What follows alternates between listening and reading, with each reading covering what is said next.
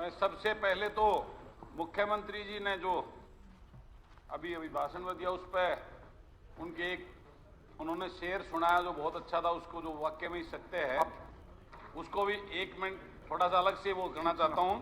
जो उड़ने का शौक रखते हैं वो गिरने का खौफ नहीं रखते, ये बहुत सत्य कथन है।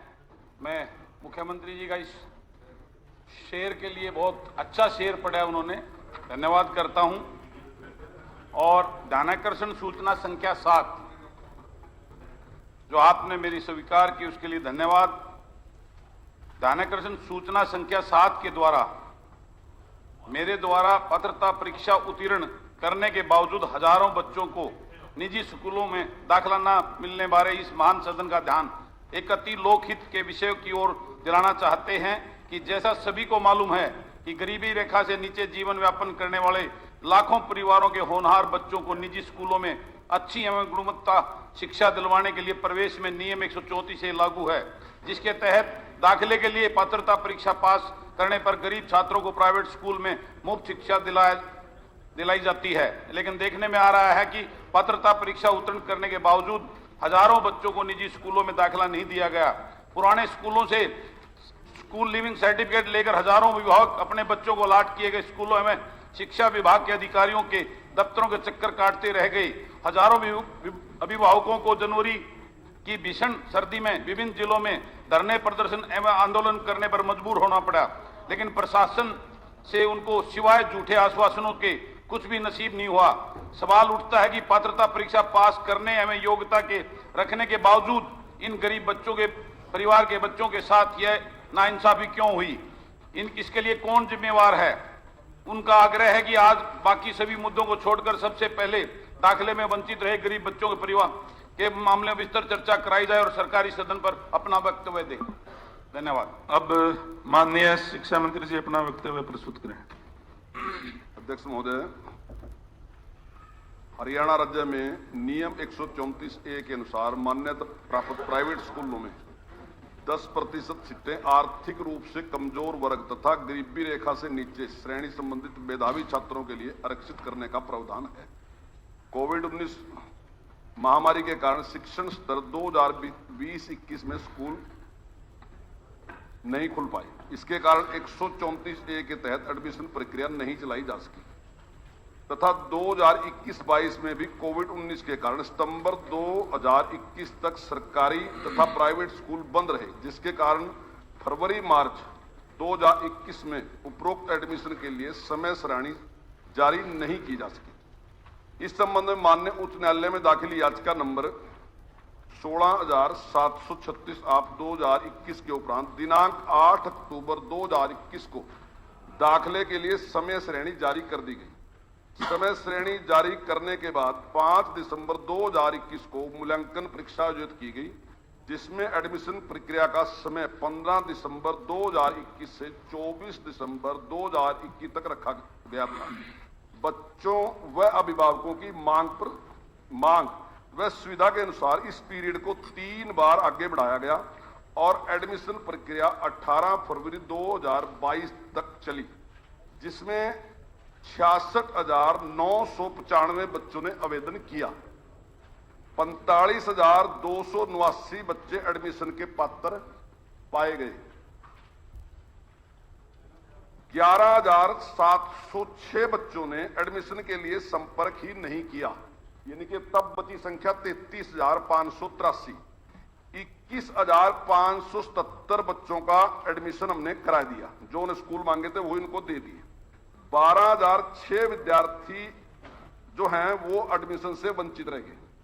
4 मार्च 2022 तक जिलावार एडमिशन का विवरण पटल पे रख दिया, जो नीरज जी ने मांगा था मैंने रख दिया उस पे। पिछले वर्षों में नियम 134A के तहत हुए दाखिलों के आधार पर समीक्षा की जाए तो इस वर्ष पिछले वर्षों की तुलना में एडमिशन अधिक हुए हैं। राज्य के कुछ प्राइवेट स्कूलों द्वारा 12,006 बच्चों को एडमिशन नहीं दिया गया। विभाग द्वारा इन स्कूलों को मान्यता रद्द करने का नोटिस भेज दी गई। इस नोटिस भेजने की कार्रवाई के खिलाफ हरियाणा प्रोग्रेसिव स्कूल कॉन्फ्रेंस, जो प्राइवेट स्कूलों की एक एसोसिएशन है, उसने कोर्ट में याचिका 22,164/2021 दायर कर दी, जिससे कोर्ट ने अंतरिम आदेश जारी करते हुए कहा कि इस बीच कोई भी ठोस कदम नहीं उठाया जाना चाहिए। कोर्ट द्वारा जारी आदेश के बाद भी विभाग द्वारा छात्रों के हित में स्कूल पर एडमिशन के लिए दबाव बनाए रखा गया। स्कूल एसोसिएशन आदेशों की पालना न करने का हवाला देते हुए दोबारा कोर्ट में चली गई और अंतरिम आदेश की अनुपालना COCP 200/2022 दायर हुई, जिसकी आगामी सुनवाई 21 मार्च 2022 को निश्चित है।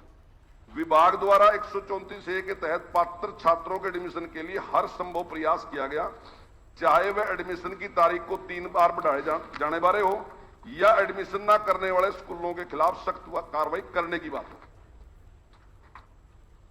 दाखिले के लिए जिन पात्र बच्चों ने विद्यालय छोड़ने के प्रमाण पत्र ले लिए थे, ऐसे विद्यार्थियों का साल खराब न हो, इसके लिए विभाग द्वारा 7/2/2022 को जारी आदेश में यह सुनिश्चित किया गया है कि इन बच्चों का एडमिशन इनके पुराने स्कूल में या सरकारी स्कूल में किया जाए। स्कूल शिक्षा विभाग हरियाणा द्वारा किसी भी प्रकार की, ये नीरज जी का प्रश्न है, स्कूल शिक्षा विभाग द्वारा किसी भी प्रकार की भूमि का आवंटन का कार्य नहीं किया जाता। HSVP मंत्री जी एक मिनट जरा, सदन का समय 30 मिनट के लिए और बढ़ाया जाता। हरियाणा शहरी विकास प्राधिकरण द्वारा शहरी संपदाओं में स्कूल हेतु उपलब्ध भूखंडों को दिनांक 6/5/1993 से खुली नीलामी द्वारा बेचा जाता है और दिनांक 6/5/1993 के बाद से स्कूल संस्थानों को भूखंडों का आवंटन रियायती दरों पर नहीं किया जाता। निःशुल्क व अनिवार्य बाल शिक्षा अधिकार अधिनियम 2009 के संशोधित अधिनियमों 2019 के प्रावधान अनुसार कक्षा 5 और 8वीं कक्षा की हर वर्ष नियमित परीक्षाओं का आयोजन अनुसार सरकार द्वारा 25 से 2020 को नीतिगत निर्णय लिया गया और 8वीं कक्षा की परीक्षा हरियाणा विश्वविद्यालय बोर्ड द्वारा किया जाएगा। इस विषय को लेकर कुछ प्राइवेट स्कूल कोर्ट में चले गए और सरकार द्वारा इस विषय के संदर्भ में पुनर्विचार करते हुए निर्णय लिया गया कि उपरोक्त संशोधन नियम की पालना हेतु यह नियमित परीक्षाएं हरियाणा विद्यालय शिक्षा बोर्ड की बजाय SCRT के माध्यम से लेने बारे अधिसूचना जारी कर दी गई, लेकिन बाद में SCRT द्वारा हरियाणा विश्वविद्यालय शिक्षा बोर्ड के माध्यम से परीक्षा लेने की सिफारिश की गई, परंतु सरकार ने कोविड के कारण बनी परिस्थितियों और अभिभावकों की मांग पर यह परीक्षाएं 1 वर्ष के लिए रद्द कर दी गई।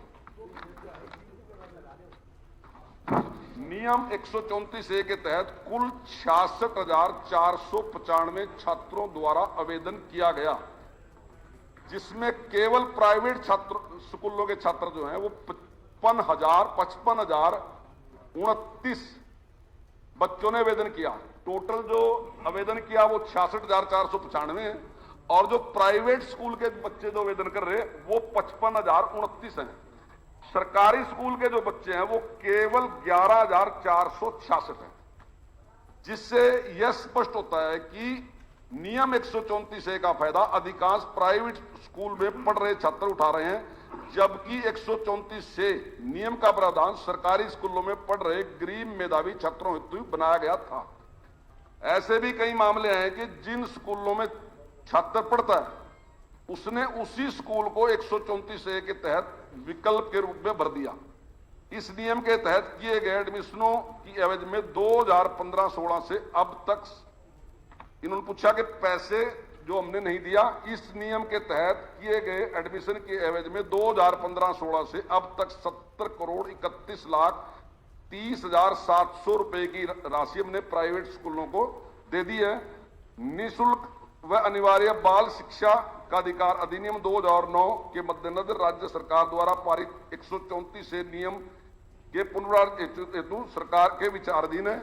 वैसे सिद्धांतिक रूप पे इसमें हमने फैसला कर लिया है और अगले सेशन से हम इसको शुरू करें। धन्यवाद मंत्री जी।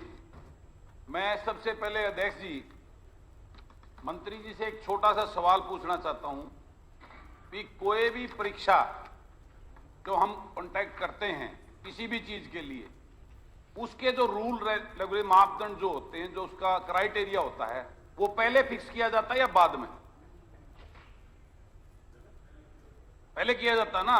तो मंत्री जी, मैं शायद आपके संज्ञान में सारी पूरी चीजें या तो विभाग लेके नहीं आता, नहीं, मैं आपको बताना चाहता हूं, आपके विभाग के द्वारा पहले ये परीक्षा ली गई और उसका रिजल्ट भी आ गया, फिर आपके विभाग के द्वारा आपका पत्र संख्या बता रहा हूं 33/5/2021 PS डेटेड 28 दिसंबर 2021 को विभाग के द्वारा अध्यक्ष जी ये लेटर जारी होता है और उसके अंदर ये बात पॉइंट आउट की जाती है कि जो फैमिली आईडी है वो मैंडेटरी लागू करो, उसमें चेक किया जाएगा, जो उसकी जिस माता पिता की आय 1,80,000 से ज्यादा होगी वो इससे बाहर कर दिया जाएगा। मैं सदन में पूछना चाहता हूं माननीय मंत्री जी, ये चीजें क्राइटेरिया पहले क्यों नहीं आपने किया, बाद में? क्या आप इन बच्चों को वाकई में पढ़ाई के बहाने ढूंढ रहे हैं उनको बाहर करने के? आपने अभी आपकी लिस्ट जारी करी है, आप इस बात को मानते हो और आपके विभाग के द्वारा हमारे द्वारा अनस्टार्ट क्वेश्चन में भी आपने डिटेल दी है कि आपने 45,289 बच्चों को उसमें क्वालिफाई किया, उसमें से सिर्फ मात्र आपने 21,000 बच्चों के दाखिले किए, जिससे 24,200 बच्चे उसके आज भी जो है ना धक्के खा रहे हैं उनके अभिभावक है जी। वो 12,000 मैं आपको बताता हूं, जिस 12,000 मंत्री महोदय 11,706 बच्चे आपने रद्द कर दिए उस क्राइटेरिया में लेके फैमिली आईडी के उसके अंदर जो आय का 1,80,000 का वो कर दिया, उसमें आपने 11,706 बच्चों को डिस्क्वालीफाई कर दिया। रिजल्ट लेने के बाद में, रिजल्ट आने के बाद में जो कभी ये बनता ही नहीं कि आपने क्राइटेरिया पहले उसमें डाला नहीं, बाद में उसमें डाल के, ये कितना बड़ा घोर अन्याय है उन बच्चों के साथ। और मैं आपको दिखाना चाहता हूं, मैंने जनवरी में आपके पास एक लेटर भी भेजा था, माननीय मुख्यमंत्री जी को भी लिखा था, और ये वो फोटो हैं जो अखबारों की कटिंग है जिसके अंदर वो धरने में बैठे, सड़कों पे बैठे हैं, और उनकी 3 बार आपने डेट भी बढ़ाई थी, मैं उनके साथ उसमें कार्यक्रम में सारे न्यूज़पेपर में भी हाईलाइट हुई थी। ये उनके पेरेंट्स चक्कर काट रहे हैं और स्कूल वाले उनको घुसने दे रहे, और आप जिसके कह रहे कि आपने जो पुराना जिस स्कूल में थे, स्कूल लिविंग सर्टिफिकेट लेने के बाद वो आगे थे, उस किसी स्कूल ने उनके दाखिले नहीं किए हैं। और मैं आपसे माननीय मंत्री जी एक बात पूछना चाहता हूं, आप अपनी रिस्पॉन्सिबिलिटी जो गवर्नमेंट की रिस्पॉन्सिबिलिटी है उसको स्कूलों पे क्यों थोपने जा रहे हैं? आपका प्राइवेट स्कूल्स का कोई सिस्टम नहीं बैठ रहा, उनकी क्या अंडरस्टैंडिंग आपकी नहीं हो रही है, उनको वो सेटिस्फाई क्यों नहीं हो रहा है? ये रिस्पॉन्सिबिलिटी सरकार की है, आप उनको थोप किस प्रकार से सकते हैं उनके स्कूलों के ऊपर? वो अगर नहीं आ रहे, उनका फंड लेट कर रहे हो आप, या जो फंड दे रहे हो वो कम दे रहे हो, वो आपकी ड्यूटी बनती है, आपको करना चाहिए। लेकिन एक गरीब जिस अंत्योदय की बात हम करते हैं, सरकार बात करती है, माननीय मुख्यमंत्री जी बात करते हैं, माननीय प्रधानमंत्री जी बात करते हैं कि अंतिम लाइन के जो गरीब के बेटे हैं, आज सबसे बड़ी चीज उनको ये भीख देने की बजाय फ्री के राशन नहीं चाहिए, उनको शिक्षा चाहिए। उन बच्चों को जब शिक्षा देंगे, शिक्षा देंगे तो अपने बलबूते पर काबिल होकर आगे जाएंगे। ये सबसे जरूरी है। माननीय मंत्री जी, मैं सदन में आपको ये याद दिलाना चाहता हूं, आपसे निवेदन करना चाहता हूं, उन गरीबों के उनको सुनो, उनका वो करो, बगैर शिक्षा के उनका उत्थान नहीं हो सकता। मैं आपसे बार बार निवेदन, ये अति महत्वपूर्ण अध्यक्ष जी, बिल्कुल अति महत्वपूर्ण विषय है, इसके ऊपर सरकार को गंभीरता से लेना चाहिए। सरकार के ध्यान में शिक्षा के बगैर गरीब का उत्थान नहीं हो सकता। वरुण चौधरी स्पीकर